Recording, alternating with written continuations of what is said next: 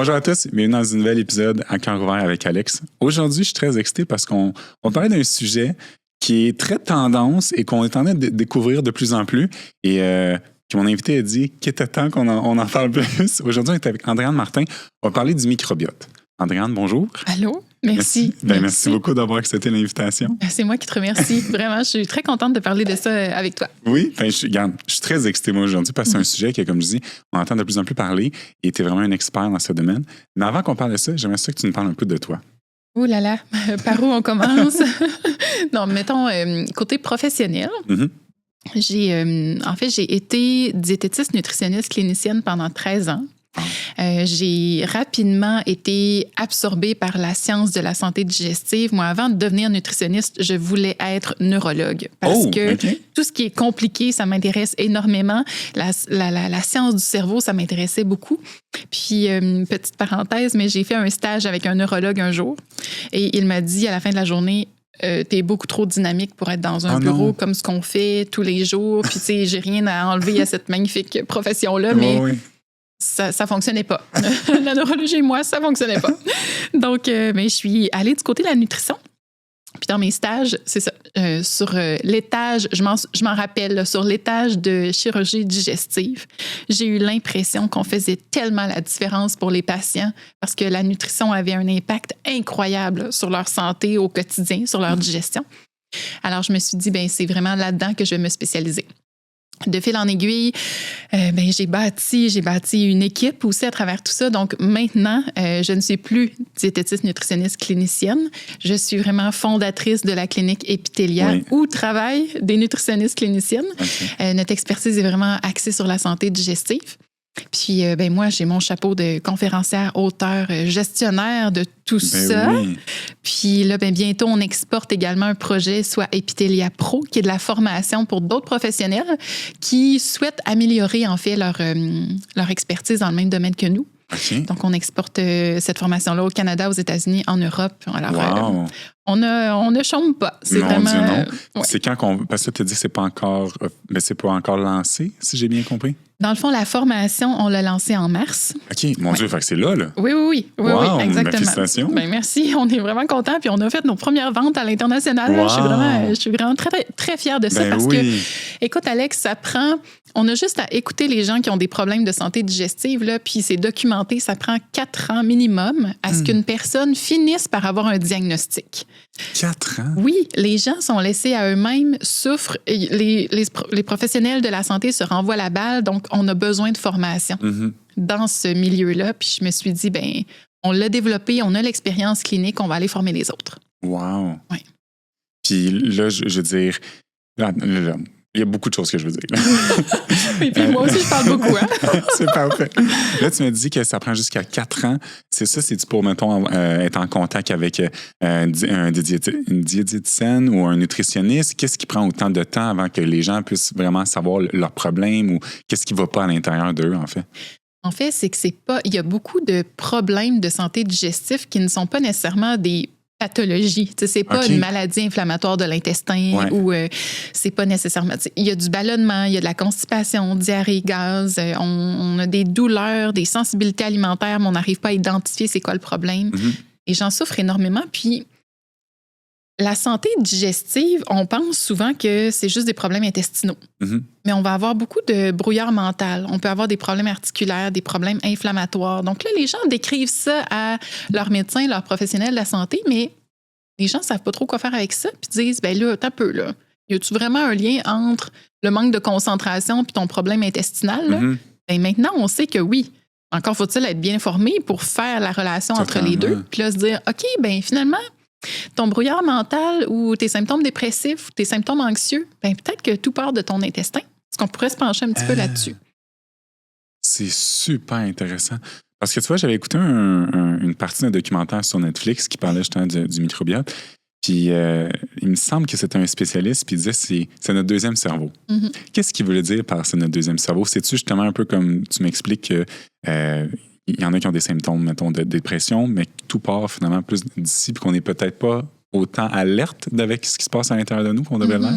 En fait, on dit deuxième cerveau pour bien des choses. OK. Le deuxième cerveau, c'est Parce qu'au sein des intestins, on a énormément de neurones, tout comme dans le cerveau.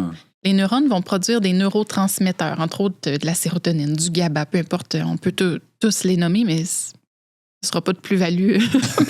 Il n'y a aucune plus-value pour le moment. Mais bref, ces neurotransmetteurs-là sont destinés à l'intestin. Donc, la sérotonine, entre autres, va permettre de détendre un petit peu, par exemple, les muscles autour de l'intestin. Donc, les neurotransmetteurs n'iront pas nécessairement agir au cerveau. Par contre, tout ce qu'on produit au niveau de l'intestin, les neurotransmetteurs, des molécules immunitaires, des hormones, ça va communiquer avec le cerveau d'en haut. Impossible. Via une autoroute nerveuse, entre autres. On l'appelle l'axe intestin-cerveau. C'est le nerf vague. Alors là, tout ce qui se passe ici va communiquer avec en haut, puis là, on réalise, en fait, dans la toute dernière littérature, on a vu que 90% de la communication entre nos deux cerveaux se fait de l'intestin au cerveau d'en haut. Il y a seulement 10% qui part de l'œil qui descend. Moi, j'aime souvent dire que notre corps, c'est un peu comme une grande entreprise.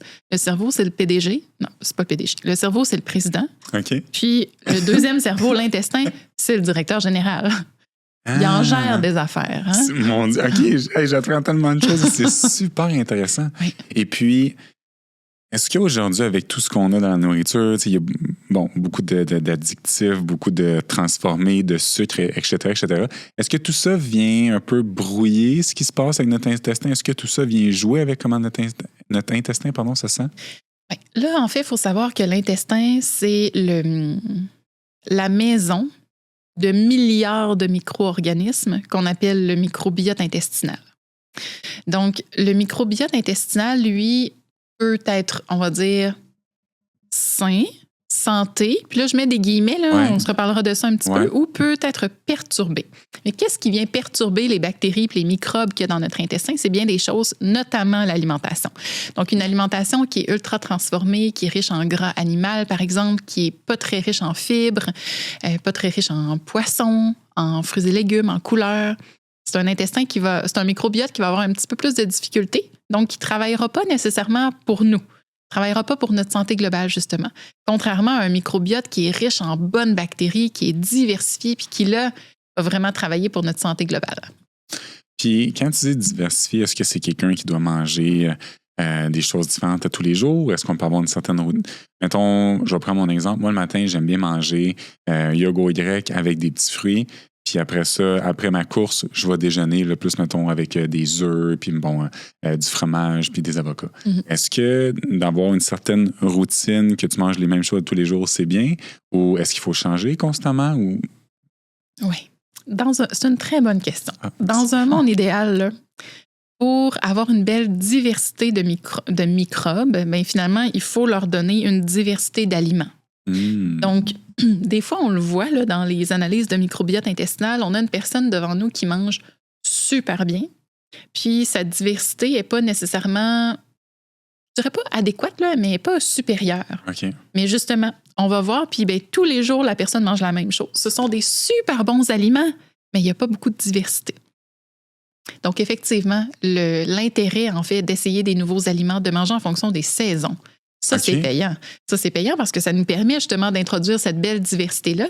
Puis en plus, petit scoop, mais les aliments locaux sont très riches en ce qu'on appelle des prébiotiques.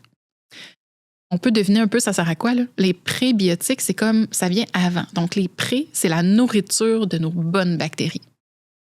Puis ici au Québec, on a une chance inouïe, c'est que nos récoltes regorgent de prébiotiques. Ah oui? Oui, donc de manger en fonction des saisons, ça nous aide énormément à bien nourrir nos bactéries intestinales. Puis là, je sais être bien sûr là, pour ça à la maison.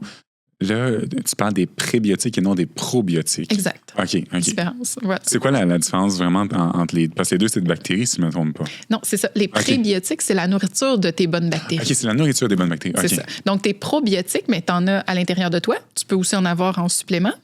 Mais les prébiotiques vont venir nourrir tout ce beau monde-là. Wow! Puis là, OK, fait que là, de manger en lien avec les saisons aussi, c'est quelque chose d'important. Mm-hmm. Qu'est-ce qui est un microbiote en santé, mettons? Est-ce que c'est d'aller aux toilettes 2 fois par jour? Est-ce que c'est... Je vais te laisser mieux t'exprimer. En fait, on n'a pas de signature parfaite. Okay. Signature microbienne parfaite, on ne le sait pas. Dans le fond, là, on a comme une idée générale de, OK, une personne qui est parfaitement en santé, qui vit longtemps sans développer de maladies chroniques, voici à quoi ressemble son microbiote. OK. Donc, tu sais, dans le monde, on a comme des signatures microbiennes qui appartiennent aux gens en santé. Donc, on se dit, si votre microbiote est associé ou ressemble à ça, ben, c'est signe que vous avez un bon microbiote. OK. Puis sinon, mais il y a des signes. Quand le microbiote va pas bien, parfois, on peut avoir une fragilisation de la barrière au niveau de l'intestin. Donc là, ça va laisser entrer des molécules indésirables, ça va créer un peu d'inflammation au niveau de la muqueuse intestinale, au niveau de l'intestin. Cette inflammation-là peut entrer dans la circulation sanguine puis aller provoquer différents maux et symptômes. Donc, comment savoir si on a un bon microbiote? Bien, moi, je vous dirais quels sont les signes à détecter pour dire que notre microbiote va pas bien. Donc, les signes à détecter, justement, ça peut être au niveau de la santé mentale. Ça va un petit peu moins bien, brouillard mental, manque de concentration. L'inflammation aussi peut affecter les articulations.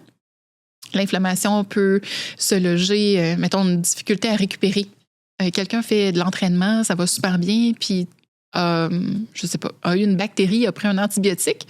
Tout d'un coup, difficulté à la récupération par la suite, ou se sent moins bien, a des malaises digestifs, des ballonnements qu'il n'y avait pas avant, de la difficulté à digérer certains aliments.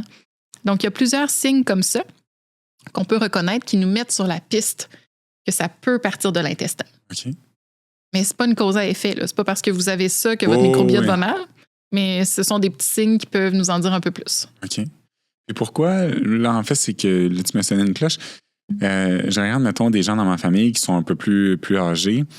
Là, ils disent qu'ils digèrent des choses moins bien, que ben, là, avant, ils étaient à de manger, on va dire, des oignons, puis aujourd'hui, ils peuvent en manger. Est-ce qu'en vieillissant, notre microbiote, en guillemets, vieillit lui aussi, fait qu'il y a moins de facilité à absorber des nutriments? Ou? En fait, le microbiote change, Okay. oui, au fur et à mesure des années.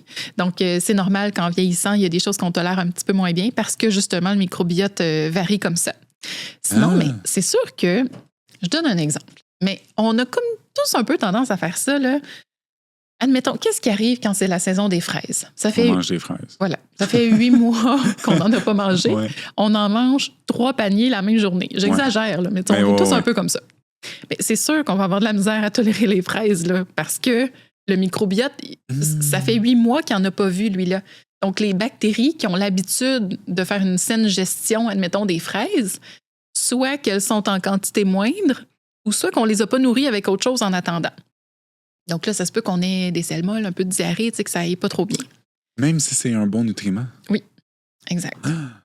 Donc, les personnes plus âgées, oui, le microbiote intestinal va changer au fur et à mesure des années, mais en même temps, il y a aussi l'effet de... Oui, tu tolères moins les oignons, mais ça fait combien de semaines ou combien de mois là, que tu n'en as pas mangé, admettons. Donc, il y a toujours une... Plus on vieillit, des fois, plus on devient un peu plus routinier dans les aliments qu'on mange. Donc, automatiquement, ça réduit la diversité de notre microbiote. Alors là, quand on revient à une plus grande diversité alimentaire, c'est sûr qu'on va réagir. C'est vraiment intéressant, ça. Puis, est-ce que tu peux nous expliquer pourquoi exactement le microbiote est aussi important pour notre santé? Bon, il faut que je fasse attention de ne pas m'emballer. Ah, OK. Non, mais... Pour moi, le microbiote intestinal, c'est ni plus ni moins le cœur de notre santé globale. En même temps, je dois ajouter des nuances, dans le sens où il y a autre chose qui existe dans la vie que le microbiote intestinal. Mais c'est un peu comme la plaque tournante de la santé globale. Parce qu'au niveau des intestins, quand tout va bien, là, c'est littéralement sur 5 sphères qu'on va travailler. Sur la santé mentale, sur la santé, sur les performances physiques, même sur la qualité du sommeil. Ça va avoir un impact sur la façon dont on extracte seulement. Je pense que oui, extracter, oui. Oui, voilà. L'énergie des nutriments. C'est carrément fou, là. Je fais une parenthèse encore, là. Désolée, pour ça, je reviens à mes moutons, mais quand on a un bon microbiote, là, il y a certaines familles de bactéries qui vont nous aider justement à aller chercher, à mieux aller chercher l'énergie provenant des nutriments. Ça peut être 10% plus d'énergie qu'on va chercher dans la journée si le microbiote est adéquat. C'est immense, le 10%. Ben oui, parce que tout le monde se plaint d'être fatigué. Ben oui, ben oui. Donc, c'est hallucinant. Donc, bref, performance sportive, on a dit santé mentale, on a dit santé digestive, évidemment, performance sportive, santé métabolique. C'est drôle parce que je donnais, avant de venir ici, une conférence justement sur les liens entre le microbiote puis le poids. Mais au final, c'est bien plus que ça. C'est le lien entre le microbiote puis le métabolisme de l'énergie. c'est vos bactéries qui décident à quel moment vous avez faim puis quand est-ce que vous n'avez plus faim. C'est eux qui gèrent le contrôle de vos portions. C'est eux qui vont aider finalement votre intestin à sécréter toutes les hormones qui vont préparer votre pancréas à bien gérer votre sucre, qui vont préparer vos cellules à stocker ou à brûler du gras. Dans le fond, pour ça que je dis, le microbiote intestinal, c'est un peu la plaque tournante. Donc, si l'intestin ne va pas bien, il y a bien des éléments qui n'iront pas bien. Oh!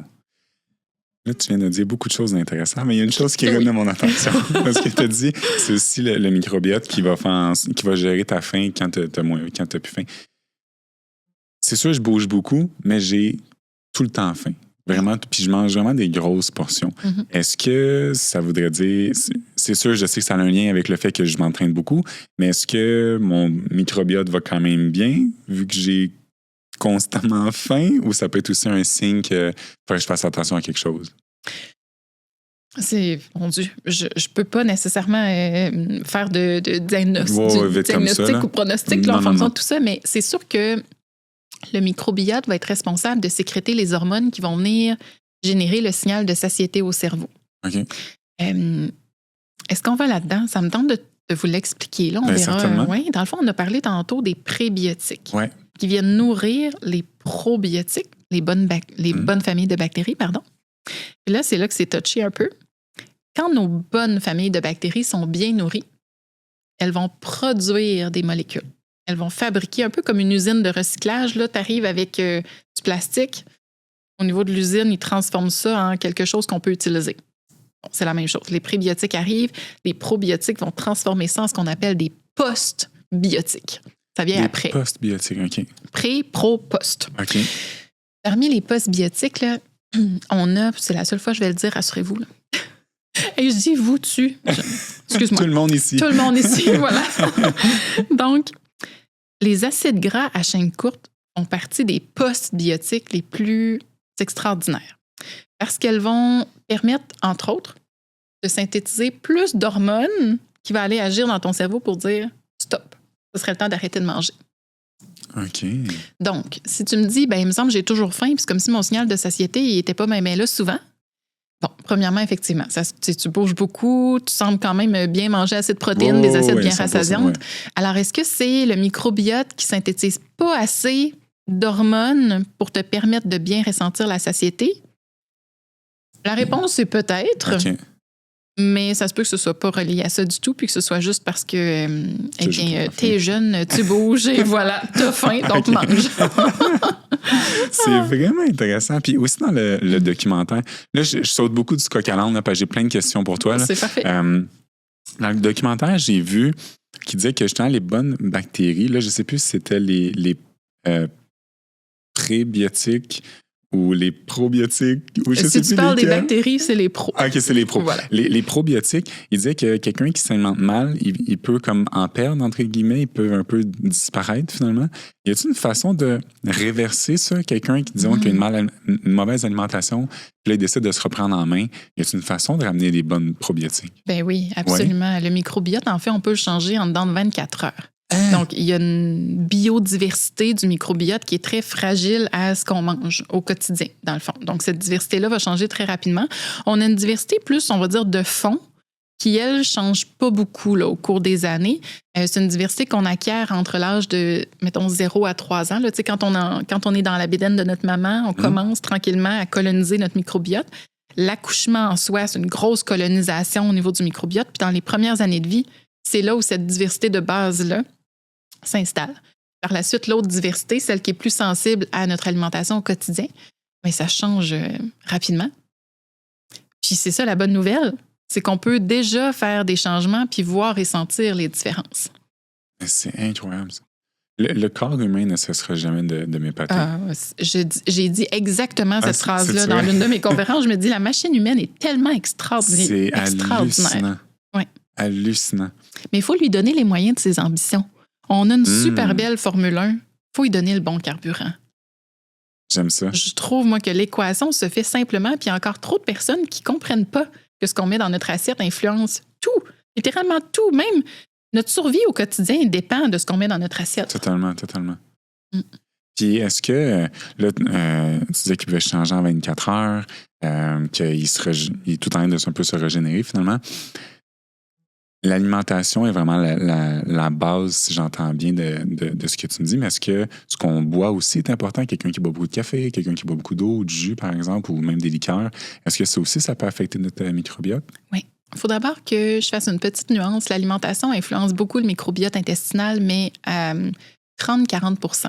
Donc, il y a quand même, tu sais, quand je parlais du microbiote de base, là, celui qui est un petit peu plus difficile à changer, bien, celui-là représente quand même un 60-70 %. Là. Donc, oui, on a un impact avec l'alimentation sur le microbiote intestinal, mais ça ne viendra pas tout changer. Parce qu'il y a beaucoup d'autres facteurs. Là. Il y a le stress, le sommeil, la génétique, l'épigénétique, il y a toutes sortes de choses là, qui entrent là-dedans. La génétique aussi rentre dans le... Oui, absolument. Maintenant, l'alimentation, c'est quand même le facteur, outre les médicaments puis les antibiotiques, par exemple, là, c'est quand même le facteur qui a le plus d'impact sur le microbiote. Donc, l'alimentation, oui, ça inclut les boissons. Thé, café, en fait, le thé, ça contient beaucoup de prébiotiques. Donc, ça, c'est une bonne nouvelle. Ça vient nourrir nos bonnes familles. Donc, un thé vert par jour fait partie vraiment des astuces à mettre en place. Ah ouais? Café, ben, ça contient quand même des antioxydants, mais ça n'a pas beaucoup de liens, là, je dirais, avec le microbiote, à moins qu'on prenne des cafés desserts dans lesquels c'est plus vraiment un café rendu là. Quoi d'autre? On a boissons gazeuses. Oui, non, là... non, vous me perdez. Là. Ah ouais, hein? Je suis désolée. Là. Je tu sais, même la question, on est-tu mieux régulière ou diète? Moi, je me dis ni une ni l'autre. Ouais. Je suis désolée. Je comprends. Je suis vraiment du même avis. Mais bon, mettons qu'on veut savoir vraiment l'impact sur le microbiote, c'est que dans les diètes notamment, on a des succédanés de sucre, là, les sucres qui passent droit, qui ont même un effet négatif sur le microbiote intestinal. Donc, si on y va avec une boisson gazeuse régulière, mais c'est juste que le sucre à l'intérieur, c'est pas du sucre, c'est du glucose-fructose. C'est un sucre qui est métabolisé complètement différemment. Donc, idéalement, on met ça de côté. Tant qu'à prendre des boissons sucrées, on pourrait au moins opter pour un kombucha. Au moins, il y a des aliments, au moins, c'est fermenté. Ouais. Mais je dirais, dans le meilleur des mondes, c'est d'aller vers l'eau. L'eau, hein? L'eau plate. Hein? Je suis content, c'est ce que je vois tout le temps. Yes, un point de plus. Oui, c'est ça, exact. J'ai une question ici que je trouvais quand même intéressante. Est-ce qu'il y a des aliments à privilégier, mon Dieu, j'ai de la misère à dire ce mot-là, privilégier. Oui.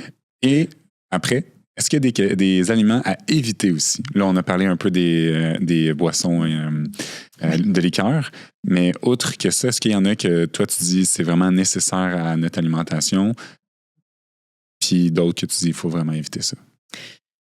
Ben, j'aime la question. C'est sûr qu'il y a beaucoup... J'entends déjà les nutritionnistes cliniciennes de mon équipe dire « Attention, Andréane, c'est un danger, ce genre de questions-là, pour les listes d'aliments. » Mais en même temps, moi, j'aime ça. Parce que c'est ça que les gens demandent. Oui, c'est ça. C'est souvent... Donc, je vais répondre à la question avec grand plaisir. Merci. Les aliments ultra-transformés. Donc, ça, on essaie de limiter le plus possible parce qu'on a des longues listes d'ingrédients. Puis souvent, en fait, le meilleur exemple que je pourrais donner, là, c'est les croustilles régulières versus les Pringles. Je sais que c'est bon, les Pringles, là, mais allez lire la liste d'ingrédients, là, il n'y a pas une patate là-dedans. C'est-tu vrai? Oui, aliments ultra transformés parce que, ben, au final, on se retrouve avec... On se retrouve avec... mon Dieu, je m'excuse. Est-ce que vous faites du montage? Oui, okay. Je peux couper. D'accord. Oui. Donc, quand on compare, mettons, les croustilles régulières aux Pringles, ben, les Pringles, quand on va voir la liste d'ingrédients, il n'y a aucune pomme de terre là-dedans. Donc, c'est un ramassis d'ingrédients qui fabrique une chips. OK. Donc, c'est ultra transformé. Puis là, on se retrouve avec des additifs. On se retrouve avec des aliments qui ne sont pas naturels. Le microbiote, lui, il n'a jamais vu ça dans sa vie. Puis, il va mal réagir à ça. Donc, les additifs, on a beaucoup de produits, entre autres, qui contiennent de la carragénine, les caragnéanes. Et c'est facile en santé, hein, c'est des noms à coucher dehors. Oui, c'est ça, j'écoute, puis là, je suis comment on dit. C'est ça. On va le voir, le polysorbate 80, carboxyméthylcellulose. Ces aliments-là, quand vous les voyez, de toute façon, vous ne savez même pas c'est quoi. Ouais. Remettez le produit sur la tablette. OK. Autre chose qui est un petit peu méconnue, c'est qu'on dit souvent d'augmenter les oméga 3. Les oméga 3? Oui. Pour le potentiel anti-inflammatoire. Oui. Les oméga 3, on va les retrouver dans le poisson, dans les noix et graines, entre autres. Mais le problème, c'est que souvent, on se soucie d'augmenter un peu nos apports en oméga 3, mais on oublie les oméga 6. Les oméga 6, si on en a trop par rapport aux oméga 3, ce qui est le cas quand on consomme trop de produits ultra transformés, et là, nos oméga 3, ils ont de la misère à compétitionner, puis ils ne seront pas bien absorbés ou pas bien métabolisés dans le corps. Donc, on essaie de réduire ça un petit peu. Puis là, les 4 huiles que je vais te mentionner, là, dans un monde idéal, encore une fois, quand vous lisez ça dans la liste des ingrédients, il faudrait vous choisir un substitut. L'huile de tournesol, qui est présente partout, l'huile de cartame, l'huile de maïs, puis l'huile de soya. D'en consommer une fois dans ta boisson végétale le matin, c'est pas dramatique. Le problème, c'est l'accumulation de ça. Puis comme il y en a partout dans nos aliments ultra transformés, et c'est la raison pour laquelle je vous dis, bien, ces aliments-là, là, réduisez ça un petit peu. Parce que ça crée beaucoup d'inflammation, ces huiles-là, en fait. Bien, c'est comme c'est riche en oméga 6. Oméga 6, en excès, ça peut être pro-inflammatoire. OK. Puis en plus, bien, ça vient inhiber l'absorption de nos bons oméga 3 anti-inflammatoires. Wow. Donc là, je veux revenir à quelque chose de très tangible. Là. Donc, aliments ultra transformés, quand vous lisez la liste des ingrédients puis que vous ne comprenez pas grand-chose, que c'est très long, on pourrait substituer par quelque chose de plus brut. OK. Les aliments à intégrer, mais non, je vais continuer dans ceux à limiter. Viande rouge et charcuterie. Oh mon Dieu. Oh, ça fait mal, hein? Oui, je mange tellement de viande rouge, moi. Oui. Charcuterie, non, mais viande rouge. Mais là, j'ai vu une couple de tes recettes, puis ça a l'air bon. Ça a toujours l'air bon. Puis je me dis, oh mon Dieu, son pauvre microbiote. C'est une blague. Ben non, mais dans le fond, c'est juste que, encore une fois, tout est une question de dosage. Donc, si on est très carnivore, puis qu'il y a beaucoup de viande rouge, très. Beaucoup de charcuterie, bien, ce qu'on vient faire, c'est changer la flore intestinale. Donc, les bactéries qui vont se retrouver dans notre microbiote, ce sont des bactéries qui vont produire des mauvaises molécules, qui sont plus associées à la santé cardiovasculaire, en fait, aux maladies cardiovasculaires, aux problèmes de foie. Donc, si on vient compenser, par exemple, par l'ajout de beaucoup de fruits et légumes, si on vient compenser par beaucoup de couleurs, par des grains entiers, ça joue un peu. Ça joue, oui. Mais si on est capable de tranquillement diminuer, pas devenir végétarien ou végétalien, ben non. Mais diminuer un peu. Puis du côté des aliments intégrés, tu avais une question, excuse-moi. Oui, ben c'est que j'allais dire, mettons, parce qu'on entend souvent ça, la viande rouge. C'est pas la première fois que je l'entends, mais j'aime beaucoup la viande rouge. Ça serait quoi, mettons, est-ce qu'on parle d'une fois semaine, une fois 2 semaines, 2 fois semaine? Y a-t-il un chiffre magique ou plus ou moins? Ce qu'on voyait dans la littérature, c'était un 3 fois par semaine. OK. Maximum, admettons. Mais la portion... Oui, c'est ça, c'est la portion. À chaque fois, j'entends parler 3 fois semaine, mais tu sais, la paume de la main, je me dis, OK, qui mange ça? Oui, c'est ça, exact. OK. Donc, c'est ça.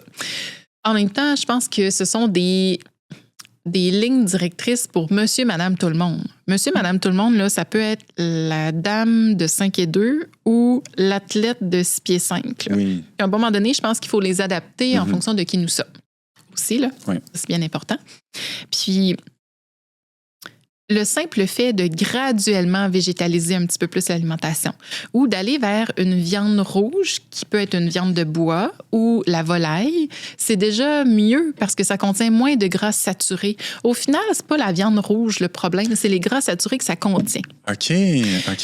Donc, c'est pour ça que la charcuterie ou une viande rouge qui est très grasse, ben là, on fait des dommages à notre microbiote intestinal. Mais si on prend des viandes plus maigres, viandes de bois notamment, qui sont vraiment très maigres, ça devient plus intéressant quand même pour les carnivores à l'écoute. OK, mais c'est intéressant ça. Fait que le problème est vraiment plus le gras à l'intérieur de la viande rouge et non la viande en soi. C'est vraiment... C'est ça. OK, c'est intéressant ça. Ouais. OK. Puis maintenant, les aliments privilégiés. Oui, la couleur. Ah? Oui. C'est vraiment ce que j'aimerais que tout le monde retienne. Plus l'assiette est colorée, plus la journée est colorée, plus on va chercher un éventail de vitamines et minéraux. On va chercher des fibres, puis on va chercher des prébiotiques. OK. La couleur, même le blanc est à considérer parce que l'ail, l'oignon, les champignons, les choux-fleurs, mais surtout le ail, oignon, champignons, ils ont des propriétés nutritives exceptionnelles, donc il ne faut pas les mettre de côté. Puis dans mes couleurs... L'oignon, je suis surpris. Je suis surpris. Oui. plein de prébiotiques, c'est les bactéries en raffolent. Puis c'est d'ailleurs, il y a peut-être même des gens qui écoutent actuellement qui disent l'ail et l'oignon, aïe, aïe, aïe, ça fait mal. Oui, il y a certaines personnes qui sont vraiment intolérantes à ça au niveau digestif parce que justement, les bactéries vont ultra fermenter ça. Donc, qui dit fermentation dit production de gaz. Ben oui. Qui dit production de gaz dit ballonnement. Qui dit ballonnement dit soit constipation, soit diarrhée. Donc, ça peut être à l'origine de certains problèmes digestifs. Mais quand on n'est pas sensible à ces aliments-là, allez-y en grande quantité. Wow, mon Dieu, je suis surpris. Mon Dieu, je m'attendais à... Mais tu vois, le chou-fleur, je suis pas surpris, on dirait. Mais l'oignon, on dirait, je suis comme... l'oignon et l'ail, en fait, je suis comme très surpris. Oui, puis sinon, c'est ça. La couleur, puis dans la couleur, il faudrait pas oublier le brun. Parce que le brun, on reste dans la thématique digestive, hein, mais le brun, c'est vos légumineuses, c'est vos noix et graines, c'est vos grains entiers. Ouais. Donc, puis les noix, mon Dieu, les noix, c'est tellement sous-estimé, mais ça a un potentiel de feu, là. Une poignée de noix tous les jours.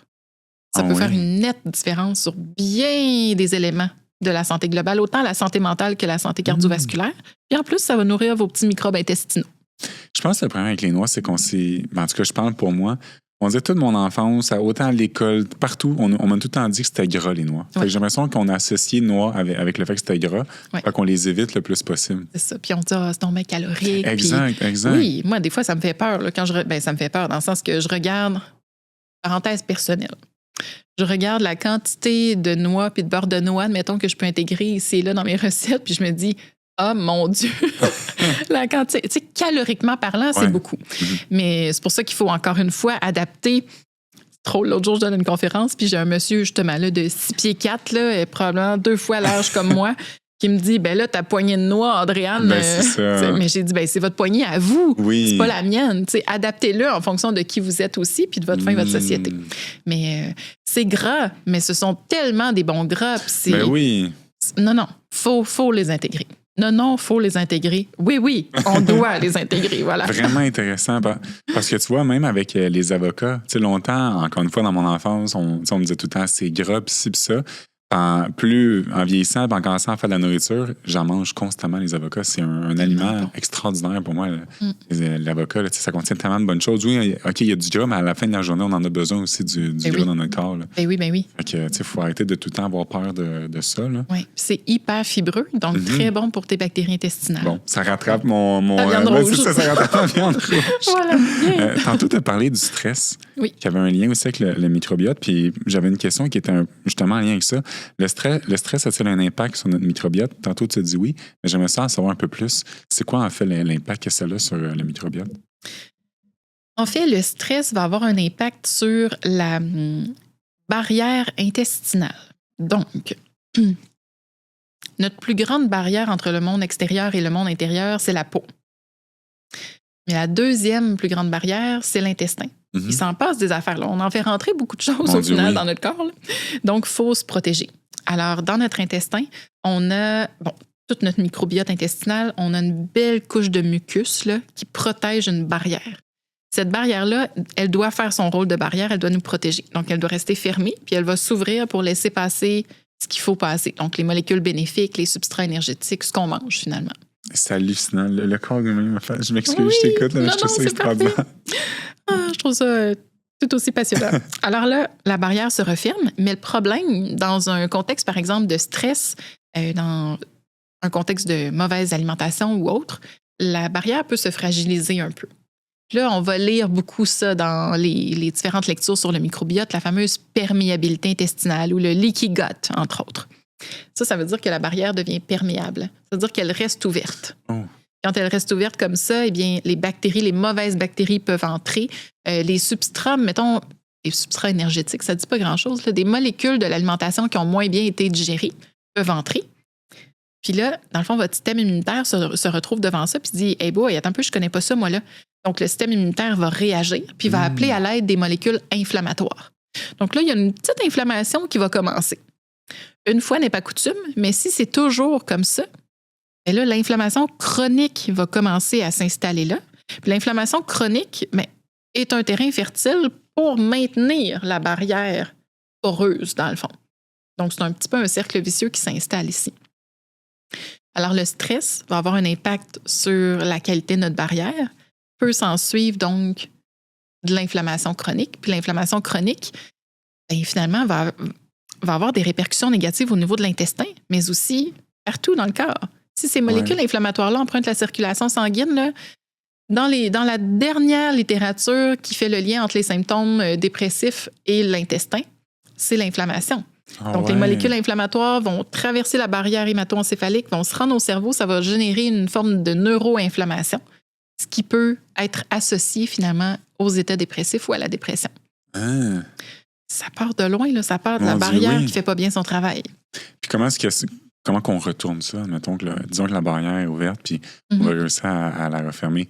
Là, c'est sûr, j'imagine, on va dire d'être moins stressé, mais y a-t-il quelque chose d'autre qu'on peut faire? Avec l'alimentation, on peut changer le microbiote tranquillement un petit peu. Là. Donc, on va travailler sur l'inflammation. Donc, avec notamment les oméga 3, avec les antioxydants, donc tout ce qui est coloré là, dans l'alimentation. Puis sinon, on va travailler la qualité du microbiote, donc beaucoup de fibres alimentaires, les végétaux. Les végétaux, c'est ça vos fibres. La couleur, c'est là que sont vos fibres.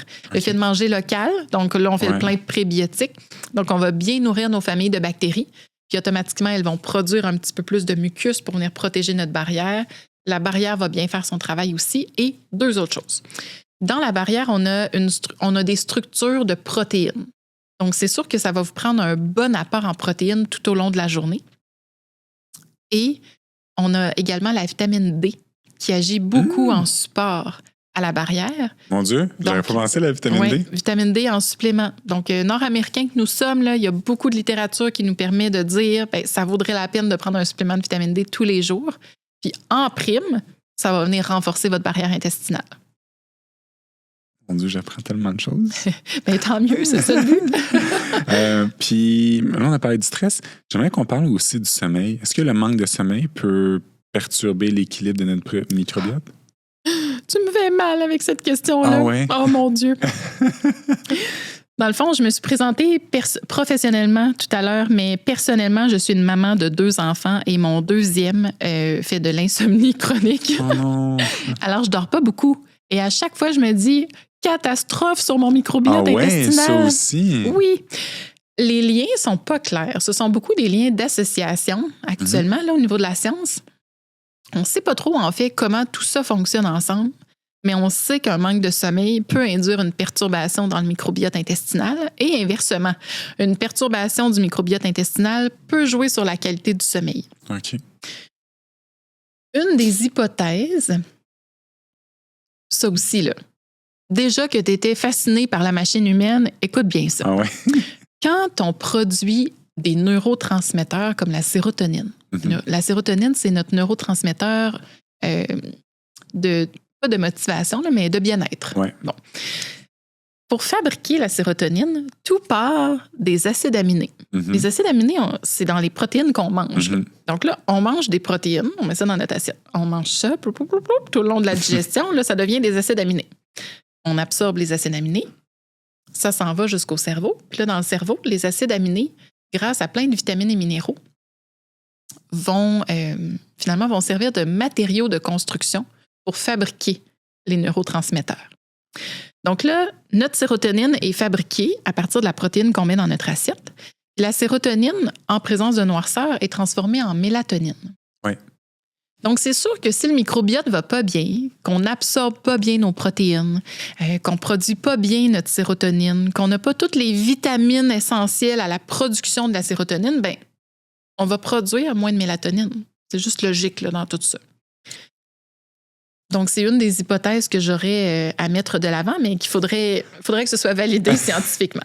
Mais encore une fois, c'est super intéressant. Puis, tu vois, ça, j'avais vu ça dans, justement, j'ai pris un cours pour être entraîneur, en fait. Puis on en a parlé, justement, il parlait exactement de ça, l'importance des protéines, justement, des acides aminés, puis que ça a beaucoup plus un grand rôle qu'on pense. Tu sais, il dit, les gens pensent que les protéines, c'est seulement associé à être entraîné, d'être en forme, mais il dit, ça a beaucoup, beaucoup d'autres choses que ça apporte. Là. Ah oui. Justement, les acides aminés viennent jouer un rôle dans le cerveau, puis bon, après ça, tu as la créatine qu'on produit aussi naturellement, qui a un peu un lien avec tout ça. Là. Mais vraiment, c'est vraiment intéressant.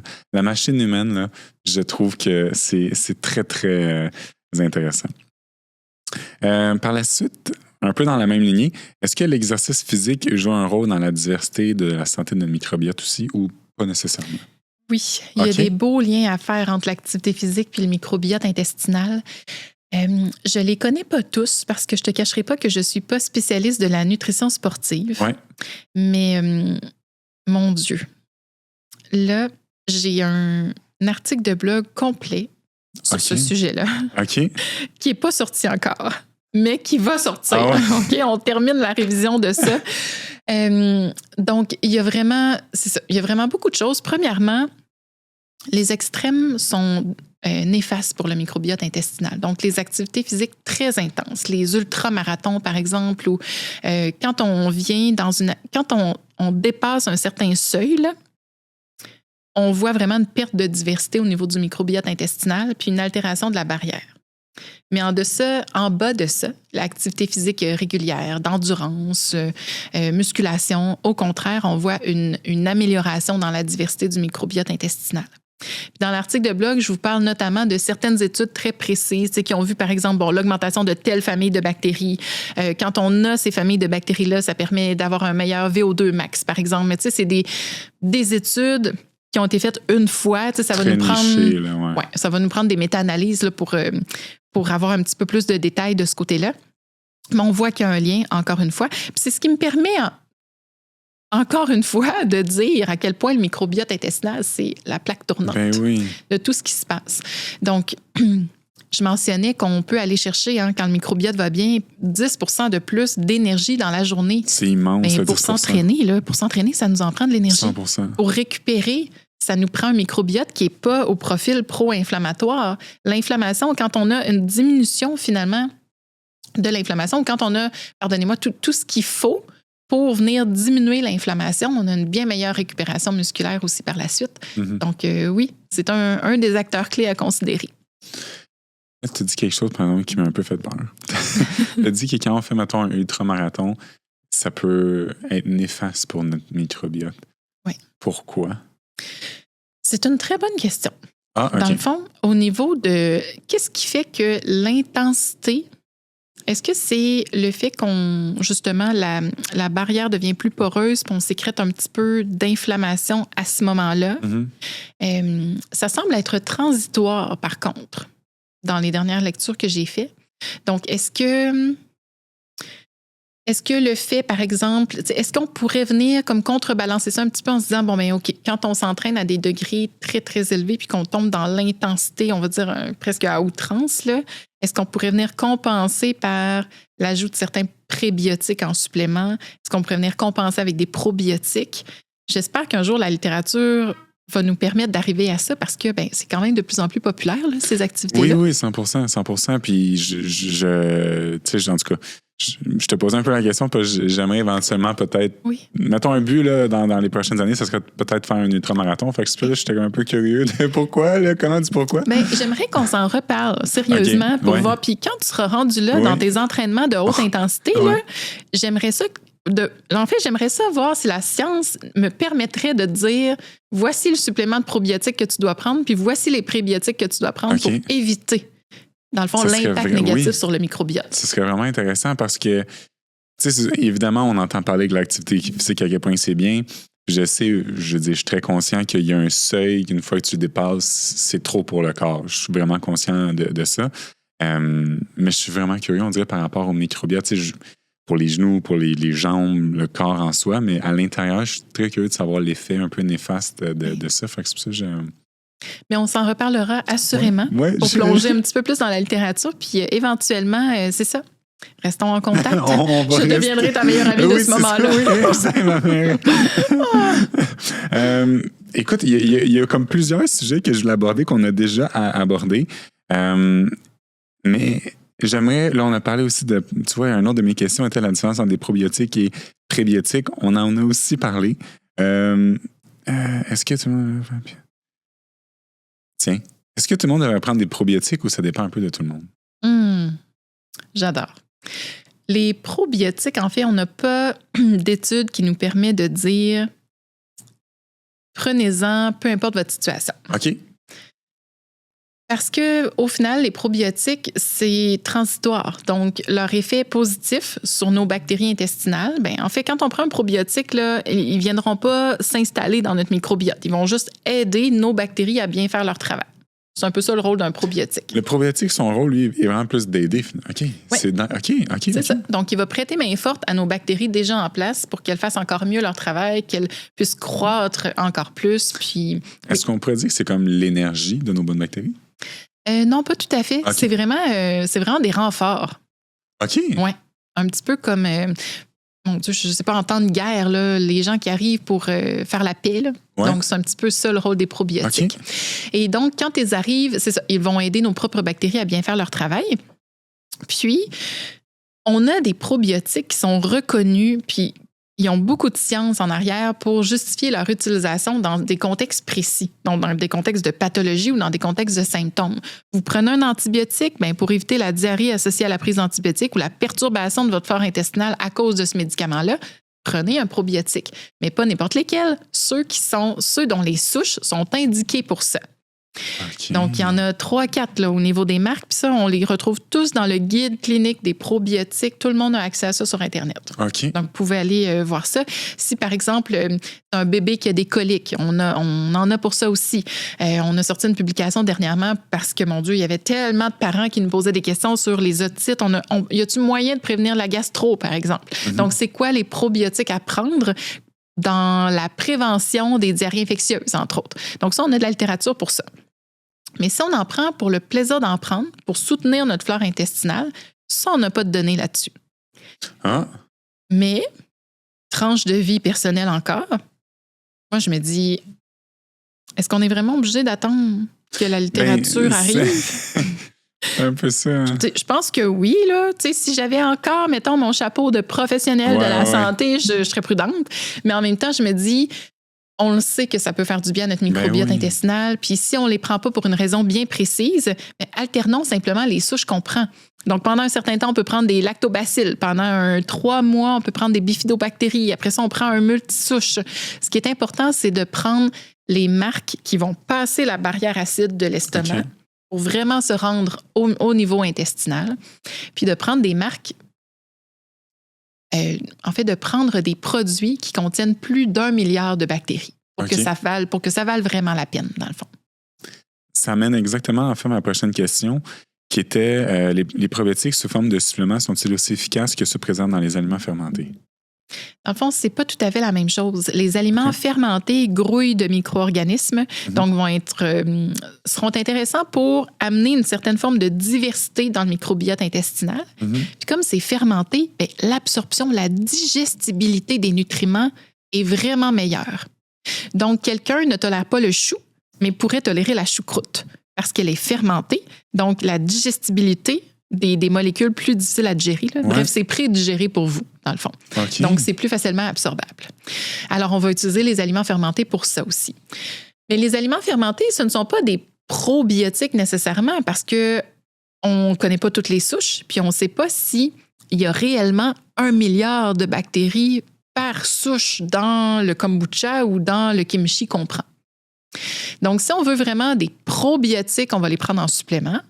Les aliments fermentés, on va venir les intégrer plus pour la diversité du microbiote puis pour le fait que les nutriments à l'intérieur sont vraiment très facilement assimilables. On dit que je trouve ça intéressant. Puis est-ce qu'il existe des erreurs, mettons, courantes que les gens font en prenant des probiotiques? Oui. Souvent, on ne prendra pas nécessairement les bonnes souches pour la bonne chose.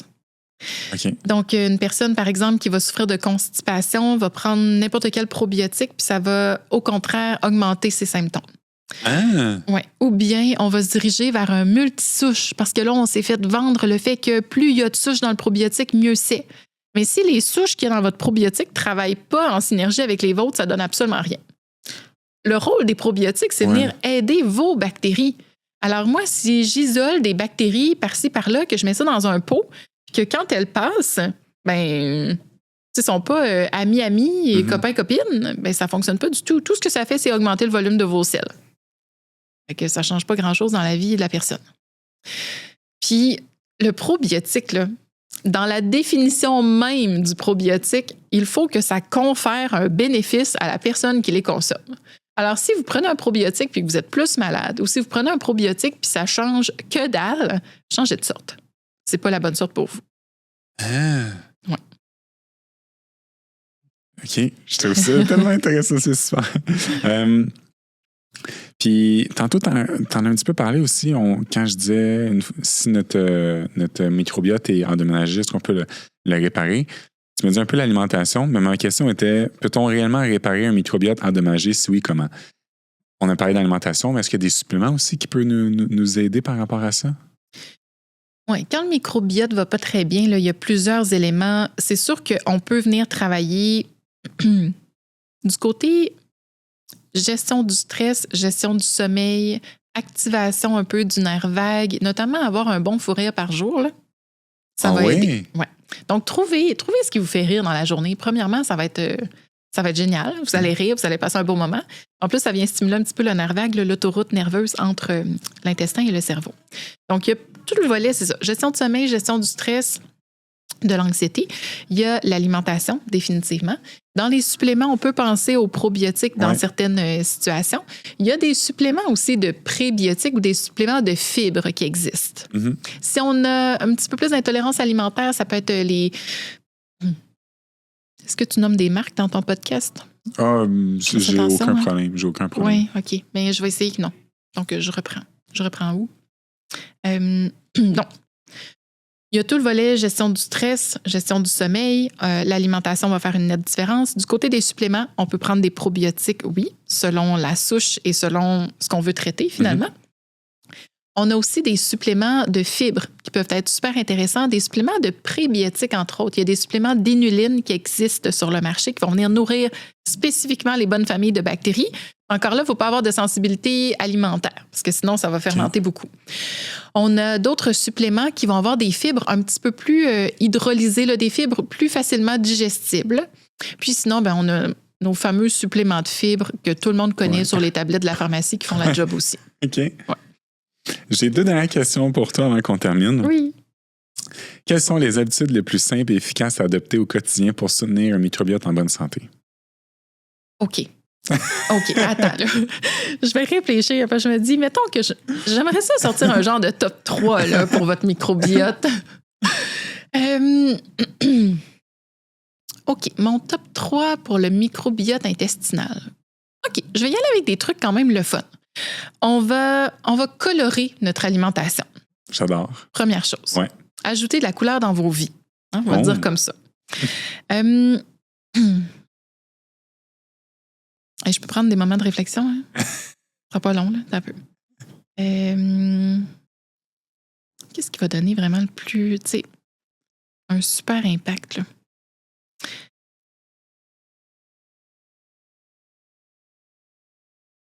Ouais, OK. Mon deuxième élément, ce serait d'ajouter des aliments fermentés. Oh! Puis là, on sort de notre zone de confort. Ben oui. Ouais. Un aliment fermenté tous les jours. Le miso dans une vinaigrette, le kimchi dans un pokéball, la choucroute avec un steak ou un poisson. Ouais, j'irais avec l'ajout d'aliments fermentés. Puis mon troisième point, ce serait tranquillement, en fonction d'où est-ce que vous êtes rendu, là, d'essayer de végétaliser votre alimentation graduellement pour limiter un petit peu les gras saturés.